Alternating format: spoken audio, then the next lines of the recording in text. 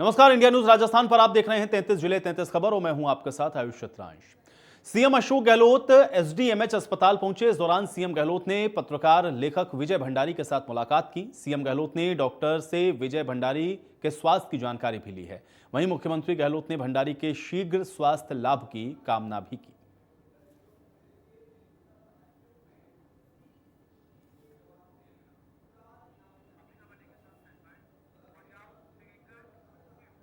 लोकसभा अध्यक्ष ओम बिरला वियतनाम के दौरे पर हैं। इस दौरान बिरला हो चिन मिन सिटी पहुंचे हैं, जहां पर पार्टी सचिव न्यूगेन वैन नेन ने ओम बिरला का स्वागत किया है। मुलाकात के दौरान दोनों देश के पुराने रिश्तों पर चर्चा हुई। वहीं कोविड के दौरान मिले सहयोग के लिए नेन ने भारत का आभार जताया। इसके साथ ही नेन ने बिरला से वियतनाम में भारत में निवेश बढ़ाने की बात भी कही।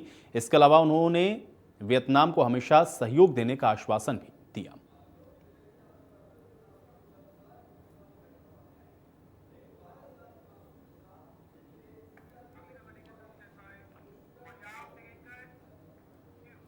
चिकित्सा और स्वास्थ्य मंत्री प्रसादी लाल मीणा दौसा कलेक्ट्रेट पहुंचे। इस दौरान जिला स्तरीय अधिकारियों की बैठक लेकर के राज्य सरकार के द्वारा संचालित योजनाओं की समीक्षा बैठक का आयोजन किया गया। मंत्री मीणा ने कहा कि अंतिम छोर तक बैठे व्यक्ति तक सरकार की योजनाओं का लाभ पहुंचाना हमारा दायित्व है।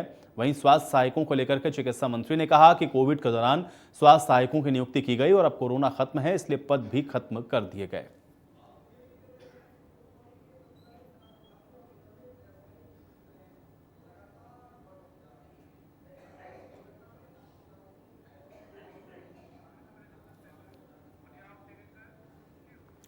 भाजपा प्रदेश अध्यक्ष सतीश पूनिया मालपुरा के दौरे पर रहे। इस दौरान पूनिया ने मालपुरा के डिगी पहुंच करके श्री कल्याण घनी के दर्शन किए। वहीं शोभा यात्रा पर हो रहे पथराव के सवाल पर पूनिया ने कहा कि तुष्टीकरण कांग्रेस की फितरत है। बहुसंख्यक लोगों के भी मानवाधिकार होते हैं।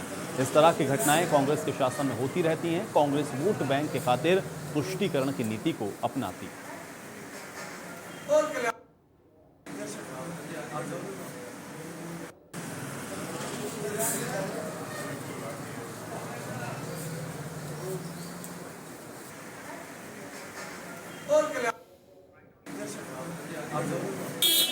तुष्टीकरण करना ये कांग्रेस की फितरत रही है।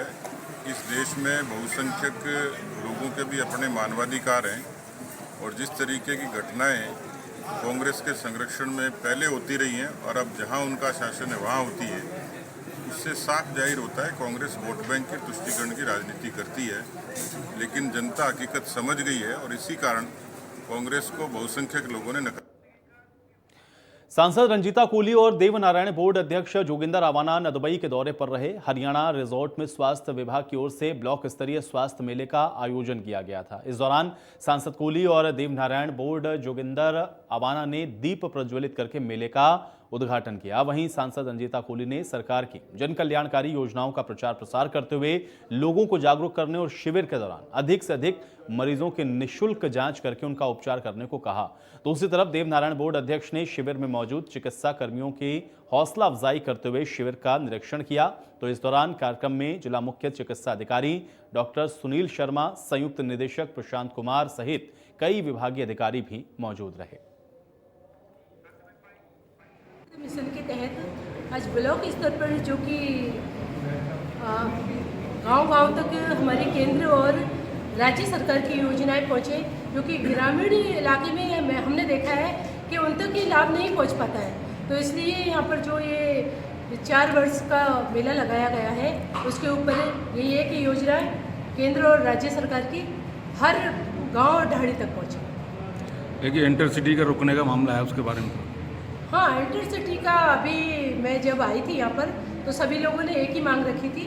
तो मैं निश्चित रूप से माननीय मंत्री साहब से बात करूँगी और जितना संभव हो सकेगा पूरे प्रयास करूँगी। मेले का आयोजन हुआ। हमारी छोटी बहन यहाँ से सांसद रंजीता कोहली जी उसमें मुख्य अतिथि के रूप में पधारी और मैं समझता हूँ कि लगभग 173 तरह की दवाई यहाँ मरीजों को निःशुल्क प्रदेश सरकार की तरफ से, केंद्र सरकार के सहयोग से दी जा रही है। और तमाम योजनाएं जो हैं चिकित्सा के क्षेत्र में, उनमें हर संभव जिस तरह प्रदेश की सरकार लगी है उसी तरह का एक विशेष सहयोग केंद्र सरकार का भी है और उसी के तहत आज यहाँ मेला का आयोजन किया है, जिसमें 63 तरह की जाँचों की निःशुल्क जो रोग हैं उनकी जाँच का प्रावधान रखा गया है। रिया बड़ी उपखंड कार्यालय में बाल विवाह की रोकथाम को लेकर के बाल कल्याण समिति की बैठक का आयोजन किया गया। इस दौरान बाल कल्याण समिति के अध्यक्ष मनोज सोनी ने ब्लॉक के अधिकारियों के साथ चर्चा की। इस चर्चा के दौरान सोनी ने अधिकारियों को निर्देशित करते हुए कहा कि अक्षय तृतीया पर प्रदेश में बाल विवाह पर रोक लगाई जाए और इसके साथ ही लोगों को बाल अधिकारों के प्रति जागरूक भी किया जाएगा।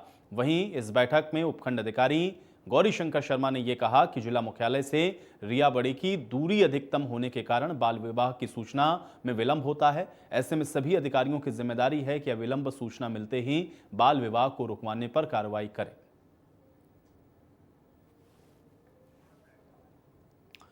तो समिति के अध्यक्ष ने अधिकारियों को निर्देश दिया और यह कहा कि बाल विवाह की अगर कहीं जानकारी मिलती है तो तत्काल उसकी सूचना दी जाए और सूचना मिलने पर उस पर कार्रवाई भी सुनिश्चित की जाए। साथ ही साथ लोगों को जागरूक करना भी बहुत जरूरी है।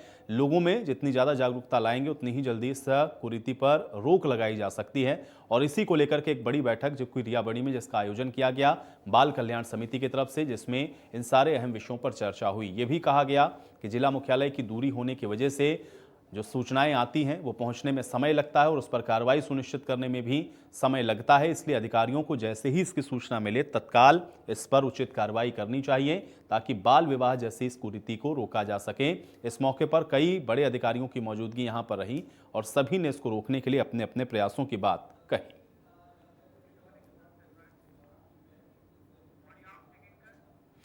अलवर में पेयजल संकट को लेकर के अब जलदाय विभाग के अधिकारी गंभीरता के साथ अब इसको ले रहे हैं और अधिकारी अब फील्ड पर जाकर के काम भी कर रहे हैं। जलदाय विभाग के एडिशनल चीफ आदित्य शर्मा और अधीक्षण अभियंता सुनील कुमार गर्ग के नेतृत्व में जलदाय विभाग के अधिशासी अभियंता सहित सहायक अभियंता शहर के दौरे पर निकले। यहां पर उन्होंने अलकापुरी के पंप हाउस पर जाकर के वहां की व्यवस्थाओं को देखा। इस दौरान अलकापुरी में पहुंची जलदाय विभाग की टीम ने अव्यवस्थाओं को लेकर के मौके पर मौजूद कर्मचारियों को जमकर लताड़ लगाई। नोटिस देने के निर्देश भी इस दौरान दिए गए। इस दौरान मौके पर मौजूद पार्षद प्रतिनिधि निरंजन सैनी भी मौजूद रहे।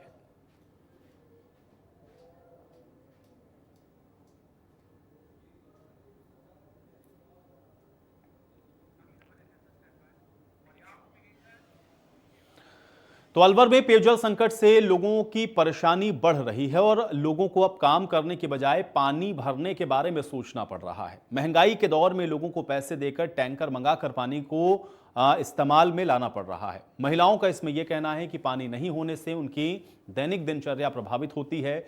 इस मामले को लेकर के लोगों ने कलेक्टर को भी अवगत कराया, लेकिन अभी तक पानी की कोई समस्या का समाधान प्रशासनिक स्तर पर नहीं किया गया।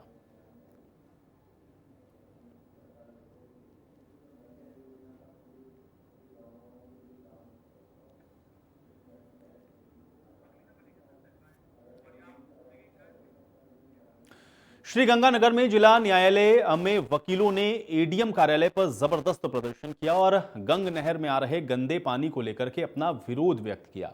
वकील समुदाय जब कलेक्टर की अनुपस्थिति में एडीएम को ज्ञापन देने गए तो एडीएम ने केवल 5 लोगों को ही अंदर आकर ज्ञापन देने की लिए कहा। इस पर वकील समुदाय उखड़ गया और फिर जबरदस्त नारेबाजी करने लगा। हंगामा शुरू हो गया। एडीएम का पुतला बना करके एडीएम कार्यालय के बाहर ही इसको फूंका गया।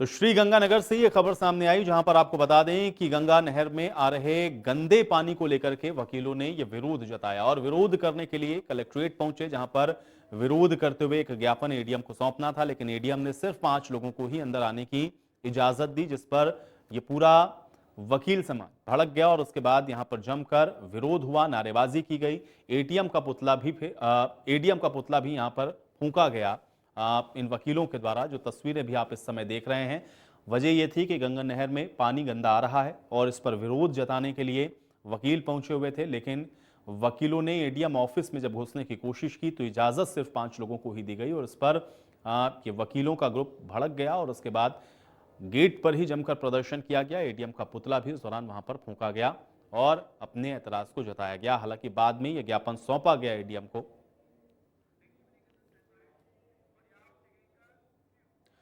उधर सूरतगढ़ में एडीएम कार्यालय में प्रशासन और किसानों के बीच एक बैठक का आयोजन किया गया। इस दौरान बैठक में जमकर हंगामा हुआ। दरअसल पैराफेरी सीमा में टीसी खातेदारी की मांग कर रहे किसानों ने हंगामा किया और किसानों ने पूर्व विधायक राजेंद्र भादु पर खातेदारी संबंधी फाइलों को लटकाने के आरोप लगाए। किसान खातेदारी के लिए पेंडिंग फाइलों का तुरंत स्वीकृति की मांग कर रहे हैं। बता दें कि खातेधारकों की मांग को लेकर के 4 से 6 किसान अनशन पर बैठे हैं। बैठक में एडीएम कमला लारिया, एसडीएम कपिल यादव, टीडीआर हाबूलाल मीणा सहित कई अधिकारी मौजूद रहे।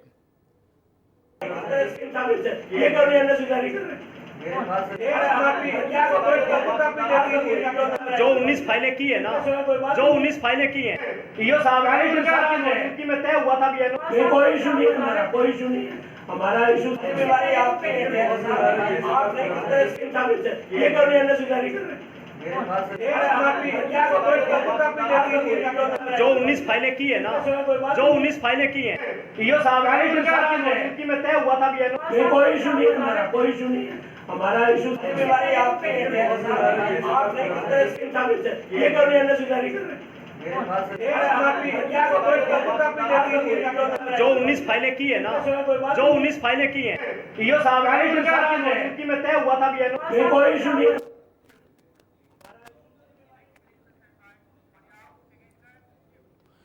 तो खेलो इंडिया में टॉप परफॉर्मेंस और अच्छी सुविधा देने पर चुरू को 20 लाख का पुरस्कार मिला है। दिल्ली में पीएम नरेंद्र मोदी ने चुरू कलेक्टर सिद्धार्थ सियाग को खेलो इंडिया के तहत ये 20 लाख का पुरस्कार दिया है। चुरू प्रदेश में एकमात्र ऐसा जिला है जिसे ये पुरस्कार दिल्ली में प्राप्त हुआ है। वहीं दूसरे नंबर पर मणिपुर रहा है।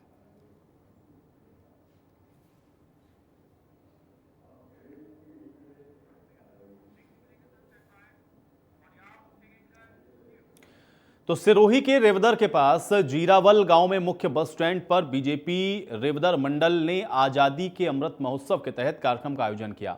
इस दौरान शहीद चतुरा राम की मूर्ति पर जिला प्रमुख अर्जुन पुरोहित ने माल्यार्पण किया। इस कार्यक्रम में को संबोधित कर पुरोहित ने शहीद को श्रद्धांजलि दी और उनकी शहादत को नमन किया। कार्यक्रम में युवा नेता प्रकाश राज रावल ने कहा कि शहीदों का जीवन सभी देशवासियों के अमर चैन के लिए समर्पित होता है, अमन चैन के लिए समर्पित होता है। साथ ही उन्होंने ये भी कहा और उन्हें याद करके उनके योगदान और गौरव पर हमें हमेशा गर्व करना चाहिए, ये बात भी उन्होंने कही।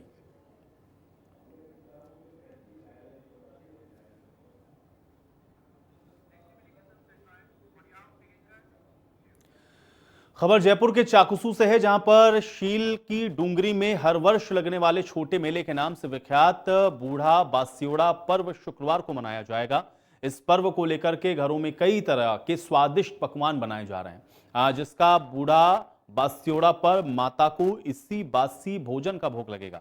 आपको बता दें कि यहां शील डूंगरी में हर वर्ष लगने वाले बड़े मेले में ठीक 1 माह के बाद इस मेले में हजारों श्रद्धालु माता के दर्शनों को पहुंचते हैं और स्वस्थ खुशहाल जीवन, परिवार की सुख समृद्धि की मंगल कामनाएं भी की जाती हैं।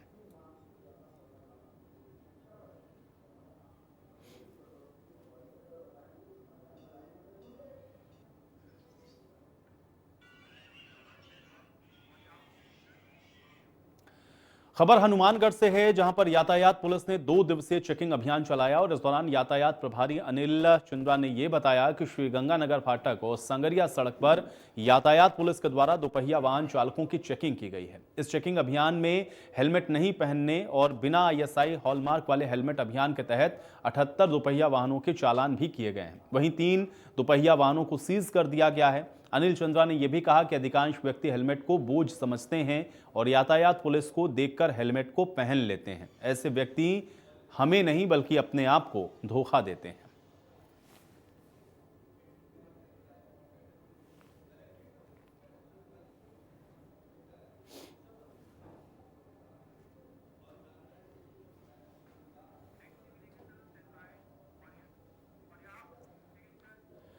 टोंक में चल रहे सीवरेज और वाटर लाइन कार्य को लेकर प्रशासन ने सख्ती दिखाई। इस दौरान एडीएम, एसडीएम सहित कई अधिकारियों ने वाटर लाइन और सीवरेज कार्यों का जायजा भी लिया।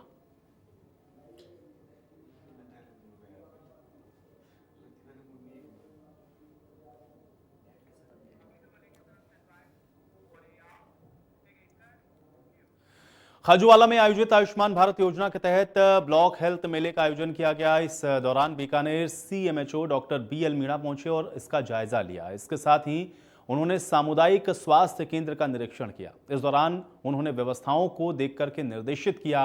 बीसीएमओ डॉक्टर अब्दुल रशीद और चिकित्सा प्रभारी डॉक्टर अमरचंद बुनकर भी उनके साथ मौजूद रहे। इसके साथ ही सीएमएचओ ने चिकित्सा अधिकारियों को इस मेले में आमजन को अधिकाधिक चिकित्सा लाभ और सरकारी योजनाओं का लाभ आमजन को पहुंचाने के निर्देश जारी किए।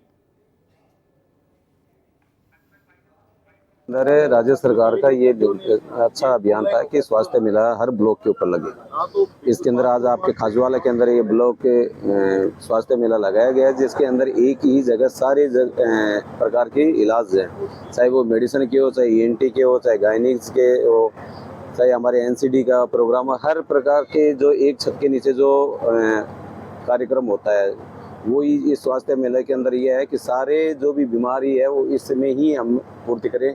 डिसेबिलिटी की जो व्यक्ति हैं जिनके लिए जो सर्टिफिकेट नहीं बने वो इधर उधर भटक रहे हैं, तो हम चाहते हैं जितने भी डिसेबिलिटी के इस ब्लॉक के अंदर जितने भी नहीं बने हैं किसी के, तो वो यहाँ की बना सकते हैं। आज यहाँ सारी सुविधा दी गई है कि जिनके सर्टिफिकेट यहीं बन जाएंगे। अलवर कलेक्टर नकाते शिव प्रसाद मदन ने कलेक्ट्रेट कार्यालय परिसर में स्थित विभिन्न शाखाओं और विभागों का निरीक्षण किया। इसके साथ ही विभागों में होने वाले कार्यों के बारे में अधिकारियों से जानकारी ली। इस दौरान एडीएम शहर सुनीता पंकज मौजूद रहीं। साथ ही उन्होंने विभाग में निरीक्षण के दौरान काम करने वाले कर्मचारियों को निर्देशित किया कि सभी कर्मचारी अपने ऑफिस समय पर पहुंचे और उनके टेबल पर रखे हुए काम को पूरी गति देकर पूरा करें।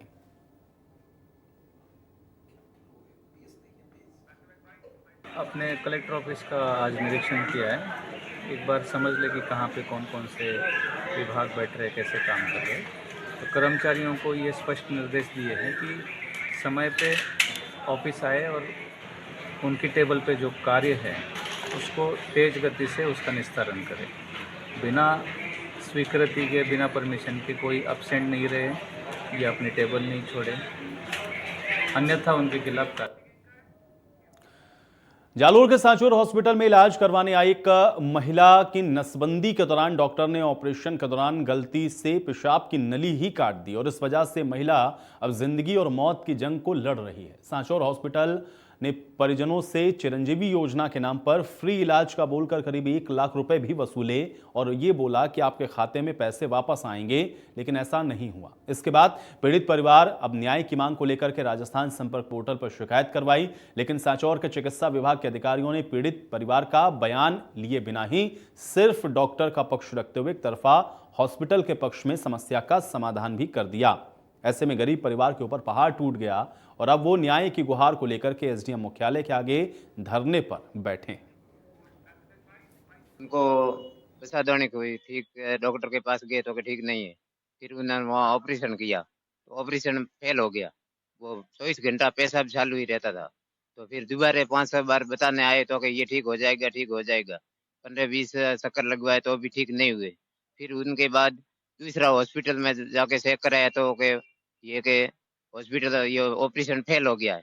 तो दोबारा अच्छा नरसिंहराम हॉस्पिटल में दोबारा ऑपरेशन करवा के अभी भी हालत गंभीर है। और इसमें यूँ है कि आज ही मुझे पता चला कि कोई 181 पे कोई शिकायत हुई थी सांसौर हॉस्पिटल प्राइवेट की, ऑपरेशन 5 महीने पहले हुआ था और उन्होंने कि हमारा ऑपरेशन सही नहीं हुआ और पैसे भी लिए। तो हमारे पास 181 की तरह से हमारे पास रिपोर्ट आई। तो हमने परिवारी से भी कांटेक्ट कोशिश की, मतलब उनसे तो कांटेक्ट हुआ नहीं। फिर हमने उनसे जवाब मांगा सांसद हॉस्पिटल से, उन्होंने वो हमें लिखित रूप से दिया कि ऐसा। तो खबर बीकानेर से है, जहां पर जेल में बैठी कैदी बेपरवाह होकर लोगों को रंगदारी वसूलने के लिए धमकियां दे रहे हैं। श्रीगंगानगर में एक व्यापारी को धमकी देकर रुपए मांगने के मामले में जेल में सर्च अभियान चलाया गया। इस दौरान 2 सिम कार्ड और एक मोबाइल भी यहां से बरामद हुआ। साथ ही दोनों आरोपियों के खिलाफ इसमें अब मामला भी दर्ज किया गया।